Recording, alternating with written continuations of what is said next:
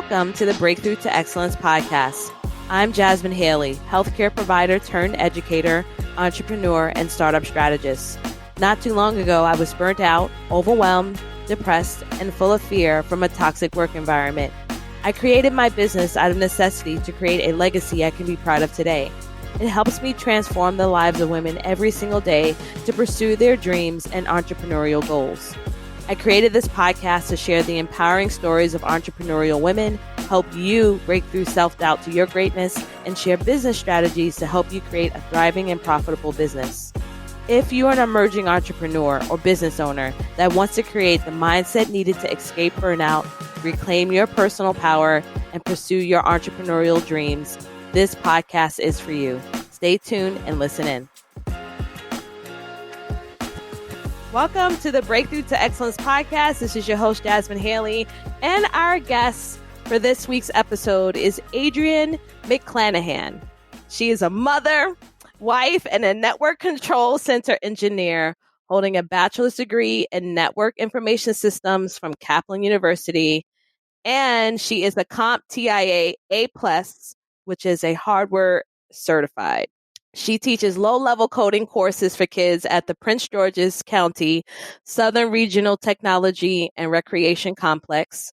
She has a genuine love for technology and all things surrounding it. Thank the Lord for her. Oh my goodness. She's taken her passion and she's created a budding technology blog, chicdivageek.com, which has grown into a website design business. Welcome to the show. Hi, thank you for having me. Yes, I cannot wait to have you. I can't wait to dive in, learn about your entrepreneurial journey, but also your expertise, because you recently posted a blog that really helped me with Zoom. Really? Yes, you posted a blog on what to do with Zoom because Zoom had to add some additional features. Yeah. Because of some cray stuff happening during the quarantine. Some wild stuff. Yes. And that blog helped me because I had to teach a class and I was so concerned because the school opted not to use Zoom. And I wanted to use Zoom with the features that I needed for like some of the aspects of the class that I was teaching. Right. And they made us think about it. And the last thing I needed was something to go wrong. They're like, see, we told you we didn't approve of this. Yes, absolutely. So Zoom came back and kind of locked a lot of that stuff down, which was good because a lot of it was honestly lack of knowledge on the user's part or people, disseminating the software. So it's like, it's not every piece of technology software has its problems. So I was just like, it happens on Facebook and all that. I was like, y'all still use it, right? So I was like, and because of how easy it is to access Zoom and for everyone to use it, I was like, people weren't just going to stop using it. I was like, so let me share how you can protect yourself and still connect with, your loved ones. Cause I'm not about to tell my, aunt that lives in Minnesota, hey, download Google Meet. Let me teach you how to use. Look, we asking for a whole lot at that point. If she can click this link and get into Zoom, this is what we're going to do. Yes, that is so true though. Like we're not retooling the wheel no more. I can't do it. Especially tell me about it. Yeah, I'm just like, I get it. I do get the concern because my son's class, they do distance learning and they use Zoom. One of his teachers uses Google Meet because he's figured out it works better with the actual Google Classroom. Everybody else didn't learn that yet. That's all right. I'm not saying, but that's how they use it. They just, they mute all the microphones and the cameras. So, you can't see the kids or anything like that. But it's just learning how to use it. I was like, once you learn how to use it, it's fine. It really is. Yeah. We had Microsoft Teams and I hated it. Like I don't know why. This is how my brain works. I just thought about Living Color and they were like, hated it. Like that's exactly what I wanted to do. I remember I can see the skit. Yes. Like I see it. Like I know what it is, but I don't know a lot of companies. I know there's a few companies. One of my friends' response to the blog, she was like, we use Microsoft Teams. I was like, I honestly don't hear a lot of companies using that. Like it's either Zoom or it's WebEx. I was like, there's not a lot of, I was like, wiggle room. Like if I call a company for support, they're like, hey, hop on WebEx or it's Zoom. It's never Microsoft Teams. I was like, it's not a dig at Microsoft. I was just like, it's not it. It's like, Yeah. y'all got your foothold and everything else. This may It's not, it's this, not that, it's you not, know. and it You has know, to be user friendly. You just said it. It's not. and I'm like, I use so many different type of technologies for my business. Right. And I'm like, this is not user friendly. Like, I can't share my screen without it being an issue. I can't see everyone in the room if I want to proctor an exam. I can't do anything. You Like, can do that? Oh, well, yeah. I wonder about these virtual exam things. I was like, how do these work? I was like, can you look over their shoulder? Like, what can mm-mm. you do? Like, because, we touched on, me being CompTIA certified. I'm actually studying for my Security Plus right now, and CompTIA is doing virtual exams. I said, how does that work? Because last time I took one, I was sitting in somebody's little room with a line of computers and and it was silent. Somebody was walking in and out the room. I'm like, how are you going to make sure that people are, and, how can you preserve the integrity of the certification if you're not physically in a room? Oh. They have software for that. For the listeners that are just dying to know what that software is, I love Proctorio. And for that, I mean, you can't even dart your eyes. Well, That thing will be like, like it will show like a red flag to the instructor if you move your eyes a certain kind of way, if there's noise in the background, if it hears you talking, like you can put all that up there. So I have given exams and it won't let them deviate from the browser. Like I've given exams at home and I'm at home doing whatever I'm doing and they're at home doing their exam and I'm good. I don't have to watch it because Proctorial's watching. it's like, what are you doing? Right. Gosh, I had something in my eye. Wait a minute. Not cheating. It was so funny because the first time I used it, my students was like, you could just see they were like this. They were scared to move, okay? Because I warned them. I put the fear of life in them, okay? But anyway, let's go back to entrepreneurship because we can go on and on about technology. I mean, I've used so many different tools and stuff in my own business, but I want to learn more about you, Adrian. I want to learn what made you go into entrepreneurship. It's a wild and crazy ride. I would love to hear your story and what led you to doing what you're doing now. So of course I work, full time in IT. So I'm not a full time entrepreneur. I was like, and I don't have a desire to be at this point. It may get there, but I'm not there yet. I started the blog. So I was like, that was my kind of like my toe to kind of see how well I could commit to, building something that was mine. And I've actually had the blog for like 9 years. And for about 6 of them, I really wasn't committed. It was like, but I was trying to juggle because my son's 15 now. So I was trying to juggle work, daycare, little child. And I'm like, I don't have time for this. So it's like, so I would periodically find free time. All right, I'll dabble here. And then I was like, you know what? As he got older, I had more time and I found more things that I like to do. I was like, okay, so I dabbled in, I think, slight graphics. And I was like, okay, I can do this. And I was like, I enjoyed the creative side of technology. That's where it came from. I was like, I do enjoy it. I was like, and clearly in my role, which is I'm a data center engineer, there is no fluff, pretty, look, it works or it doesn't. It's broken or it's fit. Like, it's very black and white. So I was like, I think I can do this. I can help people because 9 times out of 10, when friends, family, whoever, hey, I got a tech problem, call Adrian. That's what they do. So I was like, how can I take this and spin it into something for me? I was like, because clearly, I was like, I can't have strangers calling me for questions. I'm like, you call Geek Squad, they charge you. So I was like, let me sit with this. And then I just kind of was like, okay, I'm going to make it a part of my business. And that's kind of how I kind of grew from there. With my websites, I honestly started out extremely dirt cheap. And if you ask anybody that I send my stuff to now, they're like, they're still too low. But when I say I was almost doing it for free, I was, because I wanted to see how committed I was to it. And of course I needed a portfolio. I can't get clients with no portfolio. So I had a couple people in the beginning that took a chance on me. They're like, yeah, we need help. You need help. So let's do this. And they were happy. And they have been telling people ever since. And it's kind of the greatest thing that I don't have to market as much. Like, most of my clients come from word of mouth. And I truly believe, like, clients are like, well, how many pages can I have? What do you mean? It's like, this is your website. How many pages do you want? They're like, can I have 50? You got 50 pages worth of content? Because, I mean, if you do, all right. But most, I think they're used to a very rigid structure with the process. Like, and I'm very much about making sure my clients are excited about their website. It's like, I'm excited about building it, but I need you to be excited about it when it's done. Because otherwise you're not going to tell nobody. Meaning nobody's going to see it. And then it's like, I didn't do my job, essentially. So it was a tiptoe process. Like, these last couple of years it's really picked up, but it's like I had to take baby steps. So I was like, because I didn't have the time at first. So I was like, now that I do, it's kind of, flourishing. So I'm still part-time entrepreneur, but I'm enjoying it. I love that you said that. Okay.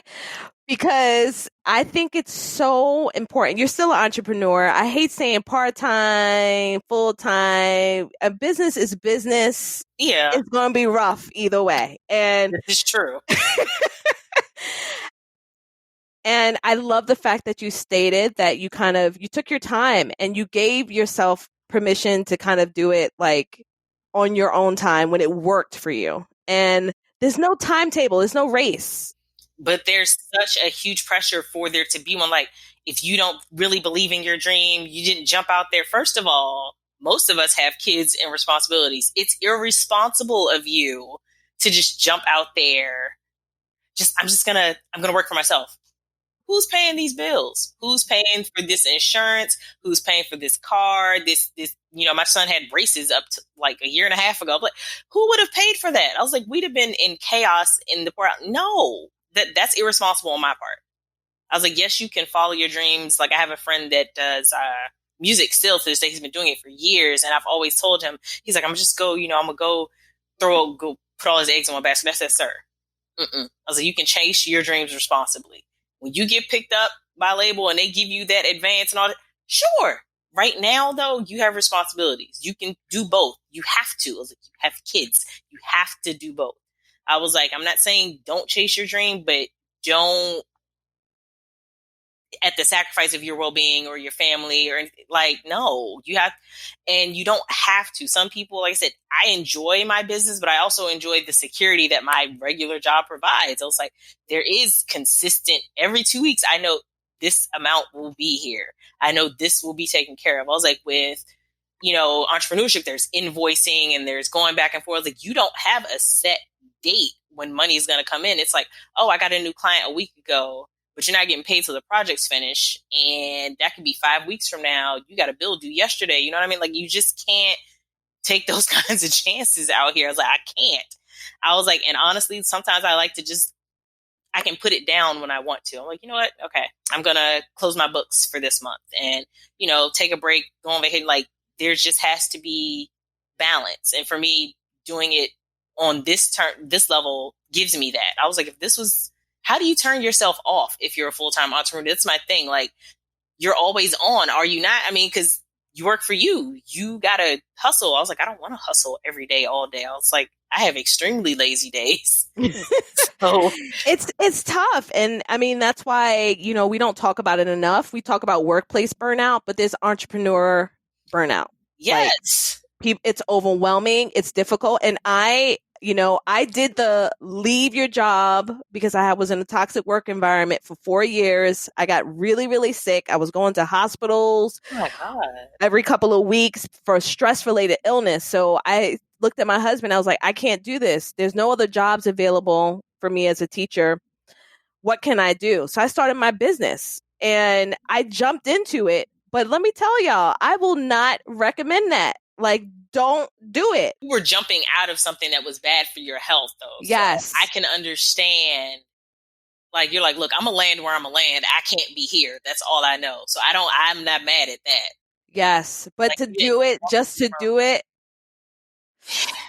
I don't recommend that. Like, even now, as I'm in a business pivot, I'm an educator. And so I have my cushion as I'm working my business. Now, yes, I understand how to bring in revenue and do all that stuff. But again, I have a family. I have a husband. I'm trying to stay happily married. Still get my groove on, without him all stressed out. Right. You know? Like, this bill due tomorrow. What are we doing? Like, you can't even connect on that level when there's all these other things hanging over your head. You're like, you're like, why did we do this? Why did we agree to this? Like, why did, like, so no, these are things they don't talk about. All right. So, I'm going to go back into when you were ready to start working towards your business, and the fact that you mentioned word of mouth, because obviously what's top priority for you is customer service. Yes. It's that relationship building. Yeah, because that matters. Like, well, because anytime in this day and age when people come to you, they're buying into the person. I tell everyone, I was like, they're buying into you. I was like, there is somebody out there, I was like, that does this a million times better than me. I was like, they're buying into the person. I was like, people want to feel like you want their business, because I do. I'm like, I want the experience. Like, I think how I would want to be treated when I'm trying to get a service or a product. I don't want short, blunt response. Like, I like to feel like, let's talk. Like, and I was like, as many times as my clients want to hop on a call, we will hop on a call. Like, what is it that needs clarification? Let me help you. Because in turn, it helps me, with the end product. You're happy because we understand each other. I was like, so it doesn't hurt anyone to be nice. I'm like, especially if they're paying you. I'm like, how can you be rude?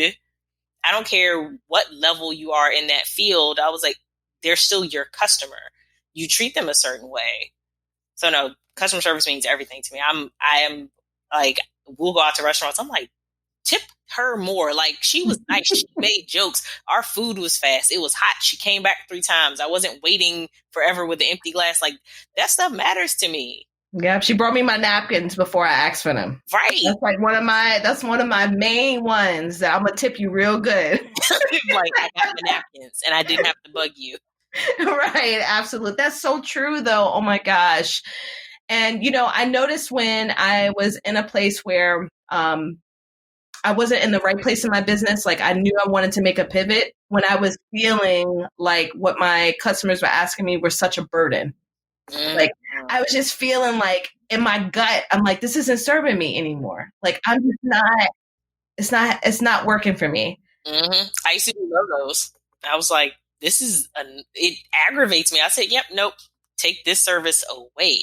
Yes. And you got to be honest with yourself and be willing to say, all right, this has got to go, and not be afraid. Or even in the point, especially when you're first starting your business, we tend to take on clients that we know isn't a good fit, but we need the money. Whew. The other plus of not being a full-time entrepreneur, you have the choice to say, no, this is not a good fit. I don't have to take this client. I'm like, and you can tell that early on, but like you said, you take it because you need the money. I'm like, no. This isn't working already. These couple of interactions, I don't like it.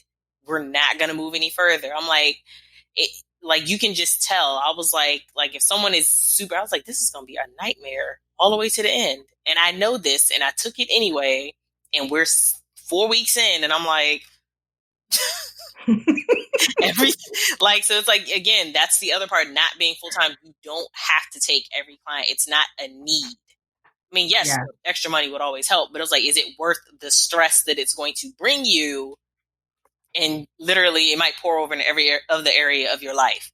You're stressed about this one client, so you leave your office and you're stressed when you go in with your husband, or you're dealing with the kids and you're frustrated when you start to interact with them. They didn't do anything to you. So I was like, no, anything that's going to bring extra, no, thank you. You can keep it. Yeah, absolutely. I don't need it. So I'm sure you work with an array of business owners. And so I've got to ask you, especially with your, expertise and where you help the entrepreneur in their journey, what do you think their biggest struggle is when it comes to websites or even branding? Well, definitely most clients that come to me don't have their brand fully in place before they build the site. Like, a lot of smaller businesses, they're like, I need a site. I'm like, well, do you have a logo? No. Okay. So we need that. Or like, they'll bring me a logo later in the process. I'm like, this does not match anything we've been working on. So we have to start over. So I think I think they struggle with the branding part and the balance of too much and not enough. Like they're like, I want this on my site. She's like, I want music playing. No, ma'am. That's like my ultimate. I will not put music on your site. Why? Because nobody wants to hear that when they're coming to look for your service. They don't. They're like, but I like it. Then play it for yourself. Your customers are not here for that.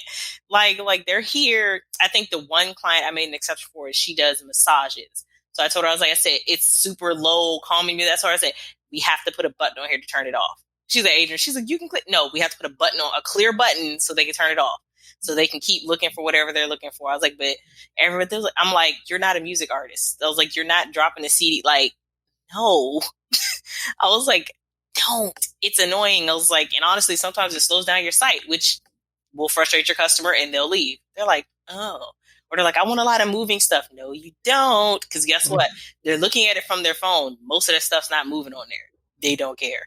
They want to know, can I quickly find what I came here for? Is the process smooth? Like, they don't make it a hassle for them.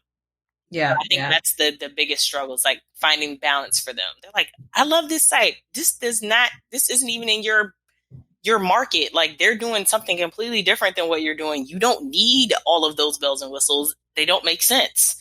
Yeah. I love that you mentioned that, Adrian, because our client experience, when we think about like how we want our clients to feel after working with us, it first starts with your website or whatever your mode of contact is. It could be social media, whatever.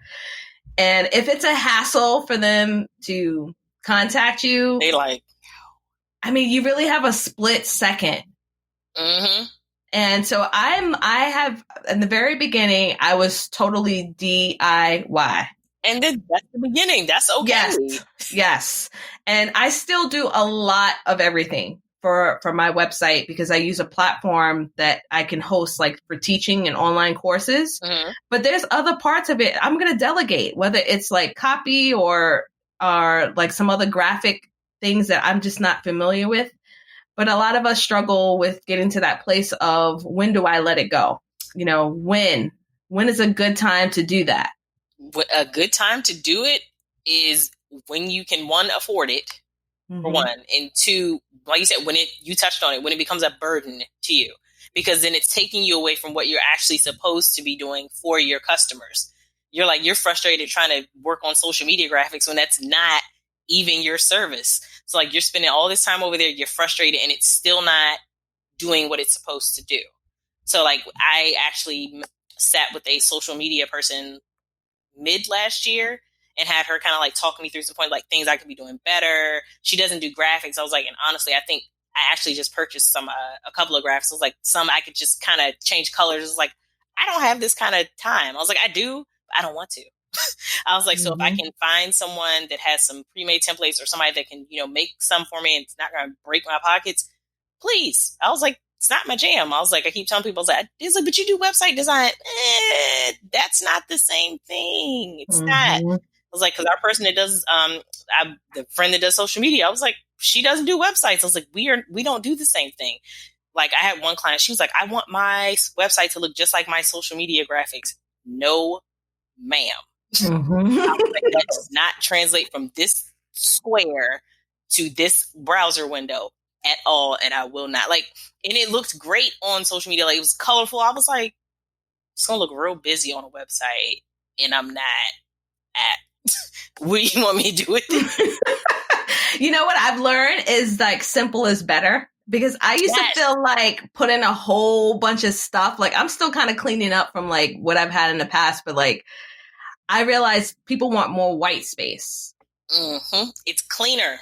Oh, It's cleaner. You can see what you came to see, which is usually information, or even if it's not, if it's just pictures. I'm like, either way, too many colors and it takes away from the other elements of the site, which are really drawing people in. Like, if you have great pictures, let those talk. Yeah, you can have some pops of color. That's fine, but don't hurt my eyes when I come to your set. Like, it can't be too busy. And I have to sometimes get I'm like, come on, let's dial it back just a little bit. I'm like, I'm not telling you to shut it off. I'm just telling you, make it comfortable and usually they're like, oh, this does look just fine. Yes, it does. I'm like, can you still have your colors on your profile? Your website matches, but it's not, a paint splatter all like you can't. it's a struggle sometimes, but they get it. It's like less is always more on a website. Always. So if someone is trying to build like brand credibility, what would you say are like the top, I would say top 2 things they should at least have on their website? On their website, you need to have a clear way to contact you. Mm-hmm. I'm going to do 3. You said 2. I'm going to do 3 though. There needs to be an about page. Even like a lot of people she was like, well, it's not really about me. I was like, they need to know the person behind this and that there's not just some empty entity back here. I'm like, even if it's just a short paragraph and a picture of you and your kids or just a picture of you, I was like, they need to know there's a person behind this. It was like, so about and a branded email address. That's not necessarily your website, but it's all tied into the domain. Please. It's like, I've seen so many great businesses like, it's at gmail.com. I'm like, like, why? A branded email is like $5 a month. Why does your business say ... at gmail.com? Yeah. I'm like, make the investment. I was like, it shows that you take yourself a little more seriously, that you are buying into your brand. In turn, maybe I should buy into your brand because you believe in it too. I'm like, if you're still hanging out with that Gmail, that means you're not all the way in. That's true. Like, I was like, it just presents better. I was like, so I tell clients, I'm like, and put it on your site. They're like, why? Some people aren't going to hit that contact form. I was like, if it's a bigger brand or somebody else, like they're looking a way to email and get straight to you. They don't know where this contact form goes. I was like, I mean, I have one. I was like, and it goes to me. I was like, but they're like, no, I want to get to her. I was like, because even if you're looking, let's say you reach out to a company you ordered something from, it's just a contact form. You like, when are they going to answer me? You don't know where that thing went.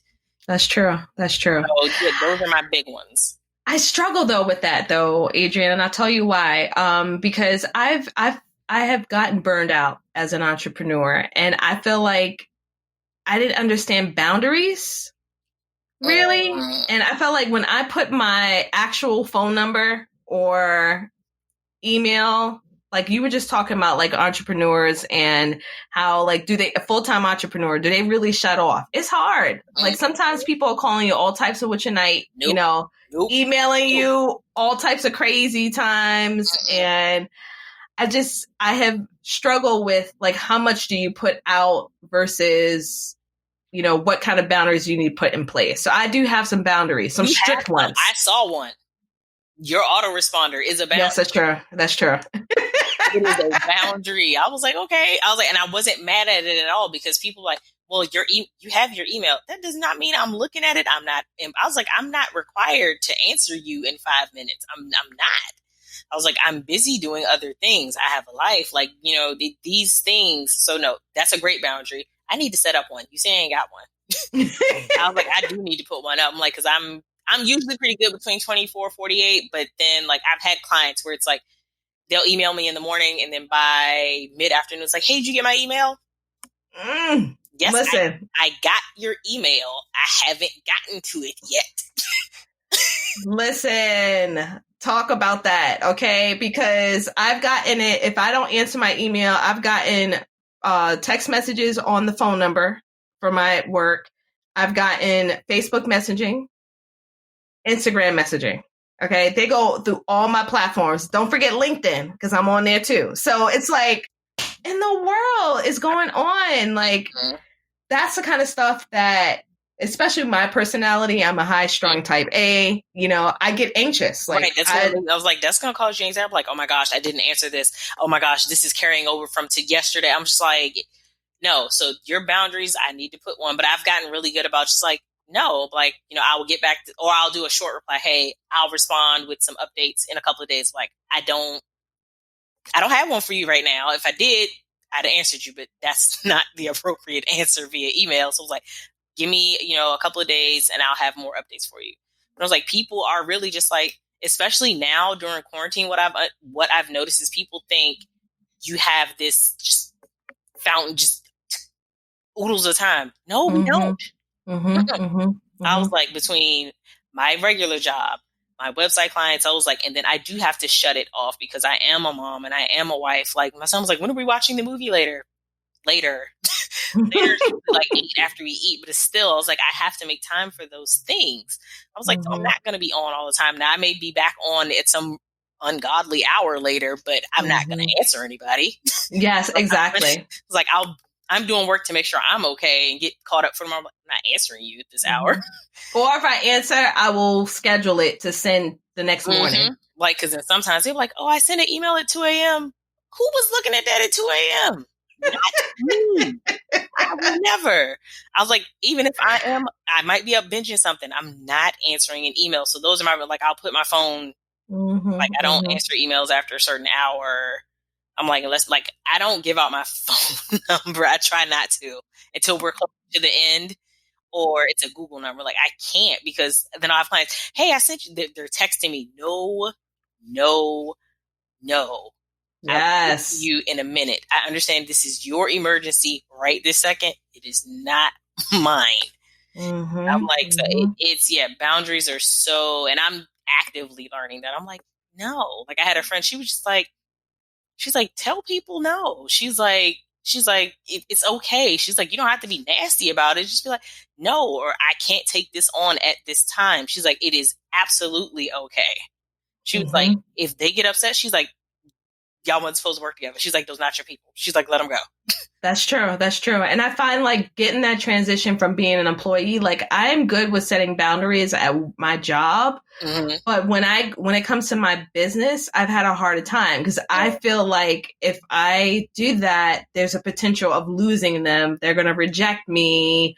Then they're going to complain about me. And then every single person on the planet that knows that they know. Right. It's a ripple effect. You're like, oh my God, I'm going to lose every customer. They're like, oh my gosh, she's terrible. And it's just going to go from person to person. And anytime it comes up, you can be like, exactly. And that's a normal fear, though, because again, in this business, being an entrepreneur, like you said, word of mouth referrals, I'm like, one bad referral can be like, oh my gosh, my experience with her was terrible, And you don't know what rooms those people are in. Just like, you don't know what rooms people are talking you up in. This goes vice versa. You don't. So it's normal, but we have to set boundaries. You can't be on all the time. You will burn yourself out. Yep. No. Yep. Absolutely. So I'm curious to ask you, when you decided, when you mentioned when you decided to go back to just a few years ago, go back to your work and what you were doing, and you built your portfolio. When did you feel comfortable enough to say, okay, I'm ready to charge more?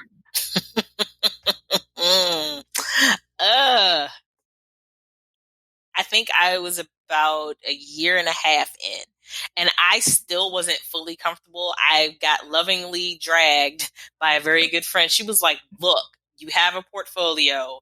This is ridiculous. Please stop doing this for pennies. She's like, you're doing the work. She's like, you're doing great work. She was like, charge people the right amount. And I'm still not at the right amount in her eyes. I was like, I'm up more, but she's like, I still don't like this number. She's like, I'm gonna let you live for a little while, then we'll come back. She was like, but it took that. She was like, you're providing a service. She's like, a service that they cannot do themselves. She's like, you don't have to beat people over the head with your prices. She's like, but you have to make it worth your time that you're spending away from your family, that you're spending away from taking care of yourself. She's like, it has to be worth it. She's like, and the prices so that, like, that hit me. I was just like, oh, because I'm not sitting here for 20 minutes and doing it. She's like, and even if you were, she's like, that's your level of expertise. She's like, they don't know that. But she was like, you're sitting there for hours. She's like, you're talking to people. She's like, you're doing the extra work. She's like, charge them. And I was just like, you know what? She's right. I am away from I'm in front of my computer for hours at night. Then the house is asleep and I'm still in here and I'm charging pennies. She was like, no. So it made sense. I was like, I know another increase is probably going to come next year. I was like, I'm comfortable right now. So it just takes, once you have a portfolio and you feel like, not even when you feel, I was getting enough inquiries where I was like, okay, look, if they say no, the worst thing they could say is no. If they say no, guess what? Those aren't my people. And it's also good to know your market, like what you do, know those other rates floating around out there. That's always a really good gauge. That's true. That is so true. Like, is this ridiculous what I'm asking for? It's not. It's not. So yeah, that kind of helped me. And now I kind of haven't looked back. Again, I told you I'm still not where they would like, but I'm comfortable with it for right. And that's the key. You have to feel comfortable in it. It shouldn't make you resentful. Because I remember pricing things and being resentful that I did it. Yeah, no. Yeah. And that's what I tried. That's where she met me in the middle. I was like, I'm not comfortable. It's not that I'm not worth it. I'm not comfortable with that price because I've been on the other end of needing a service and it literally being so ridiculously far out of my reach. I was like, and that's why I was like, it's not a business. Well, it is a business necessity at this point. You having a website is a necessity to be taken seriously as a business. I don't care what you're doing. Even if you're just an influencer or a blogger, you need your own place for your own stuff. Somebody's like, I microblog on Instagram. No, you need to blog on your website because if Instagram goes down tomorrow, what are you gonna do? Exactly. There's nothing. It's gone. She was like, yeah. I was like, see. So I was like, so all of those things kind of came into play for me. Would I charge more? Yes. I mean, I needed it. I remember I was having a hard time charging for me speaking, and what the planners didn't know is that I had to secure a nanny because my husband has to be at work at 6 a.m. Money. And more money. Okay. And then I had to leave a day prior and make sure that I cover a nanny for the next day, especially if it falls like on a Thursday. So that's more money. Then it's the travel if they pay or if they don't. And I would come back just feeling so frustrated. Right. And that's not the purpose when you go to speak. Like, that's supposed to be people looking at you for, like, that's supposed to be an experience. It would have been a horrible one for me because I'm terrified of public speaking. Lord, I literally get, like, my stomach is in knots. I sweat for no reason. It's so bad. It's so bad. And I've been that way since I was a child. And it's gotten better, but it's still just like, oh my God. Oh my God. And it's even when it's something I'm like, they're asking me to talk about technology. I'm just like, it's like, but you should. You're so funny. That's like, I've done it once or twice, and I'm just like, one of these days I'll get more comfortable. I promise. Like, I don't know what it is. So it's like, one of my friends like, just join Toastmasters. No, want to. It's like, I can't. She was like, look, we're gonna work through this. So I was like. And the few times I've done it, my dad was like, once you start, because I've been on the news, he was like, Adrian, you went on the news. He was like, what did you do then? That's like one of the biggest ones, like, like thousands, hundreds of thousands of people can see you. But there wasn't that many people in the room. I think once I start talking, I'm fine. Yeah. It's getting me to get up there to do it. That's the problem. Like, and my son has all these traits that I have. And I took him on a new segment with me. And I was so worried. I was like, I'm nervous. I was like, oh my God, what is he going to do? What is he going to say? Because we didn't rehearse. I told him what we were going to do. And these are all things he was familiar with. It was like tech programs for kids. He was in all of my classes. So he knew all of them. And then the guy asked him a question, which I love. I think the interviewer made us more comfortable too. He talked and he just started talking. I was just like I was in awe, and he was like, yeah, and he's like, and you do this, and I was just like, I know you're a proud mom. I know you're a proud mom. Gosh. I was like, he didn't freeze. My dad was like, yeah, because I'd have froze. I was like, see, when you're talking about what you love, like that's what's it. That's definitely the easiest. Don't ask me to speak on something I don't know because I will not come near it. And wear dark colors. Okay. And wear dark colors, okay? Because I remember like all of this, the pits was gone. Like, look. And I like to do this a lot. Like, oh my God, why didn't you? Not a good look. Gotcha. Dark colors, topics you know. Yes. All right, here's my last question for you. If we're going to go back to the very first week, very first day of you being an entrepreneur, what's one word of advice you would give yourself? Trust your gut. Because my very first leap into entrepreneurship was asking someone to do their website. Like, they posted and mentioned it. I hadn't been actually out there, and I was like, I can do this. I asked. I was like, I can do this. I know I can do this. I just need the shot. So definitely go with your gut. And some people don't do, if that first client happens to be free, like, that's that was that window for me. It's like, I leaned on myself, not enough to just be like, look, I'm quitting tomorrow, y'all, but I can do this. It was like, I can make this a business, even if it's just that one little step at a time. And I know you said one thing. My other thing that's like really strong with me is work the business even when you don't feel like it. Like, promote it when you don't feel like doing it, because you never know, that check or that unexpected invoice that comes at the most opportune times. I swear, I'm like, oh, this is great. We got to get this fixed in the house. Boom, here we go. So it's like, but if you only promote your business when you absolutely have to, it has to be an ongoing. That's so true. Like, it has to be an ongoing, like, just periodically, hey, this is what we're doing. I'm like, work the business, even on the days you don't want to. Even if that's you posting about it a little bit, or hey, we do that, like, just little bits and pieces. It doesn't have to be a full-blown marketing campaign every time you do it. Just reminding people, hey, this is what I do. Because I have friends that like, I do this. I'm like, you do? I didn't know that, because you never talk about it ever. Like, you don't have to get screaming from. Tell people what you do. Yeah. I love that. It's true. And as women, we struggle with that. We struggle with tooting our horn and letting people know. Exactly. Like, it's not bragging. It's not being obnoxious. You're not being conceited. You're telling people what you do and what you're good at. And there's nothing wrong with that. Of course, there's a way to deliver that now. Don't get me wrong, but tell people what you do. Yeah. Like, if you're the best yoga instructor in the world, tell them, just let them know, hey, I have classes. I can do private, like, tell people what you offer.